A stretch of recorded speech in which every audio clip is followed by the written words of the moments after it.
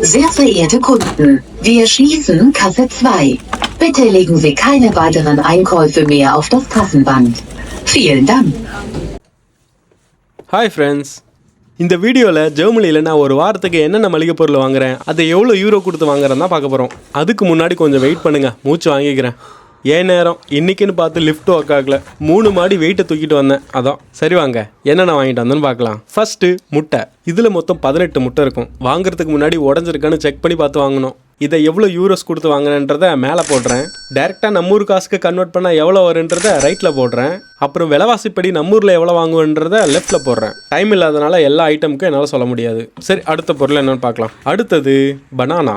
இது 1/2 டசன் வாழைப்பழம், பட் 2 நாள்லேயே காலி ஆகிடும். அடுத்தது என்னென்னு பார்த்தீங்கன்னா பால். இதை நான் ஜென்ரலாக டீ போடவோ இல்லை காஃபி போடவோ வாங்குறதில்ல, ஒன்லி ஜூஸ். இதில் 1.5 and 3.8ன்னு 2 ஃபேட் பர்சன்டேஜ் இருக்குது. உங்களுக்கு என்ன வேணுமோ அதை வாங்கிக்கலாம். எப்போ போனாலும் 2 லிட்டர் எடுத்துகிட்டு வந்துடுவோம். அப்புறம் அடுத்தது கருப்பு திராட்சை. இதை டிவி பார்த்துட்டே ஸ்நாக்ஸாக காலி பண்ணிவிடுவோம். பட் ஃபேக்ட் என்னன்னா இது ஒரு ஹைப்ரிட், விதையே இருக்காது. அடுத்து வாங்கியிருக்கிறது சாமன் ஃபிஷ். இது ஒன்று வாங்கினா 2 நாளைக்கு பிரேக்ஃபாஸ்ட்க்கு வந்துடும். அதோட கிறிஸ்பியாக பிரெட்டை வச்சு சாப்பிட்டா சூப்பராக இருக்கும். அதுக்கப்புறம் வாங்கியிருக்கோம் ஆனியன். இது மொத்தம் 2 கிலோ. இங்கே இந்த மாதிரி மோஸ்ட்லி கொசு வலையில் தான் கிடைக்கும். சம்டைம்ஸ் லூஸில் கூட கிடைக்கும், எஸ்பெஷலி இன் சந்தையில். ஒரு நாளைக்கு 4 வெங்காயம் எடுத்தாலும் ஒரு வாரம் தாராளமாக வந்துடும். ஓகே, அதுக்கப்புறம் முந்திரி வாங்கியிருக்கேன். எதுக்குன்னு தெரியுமா?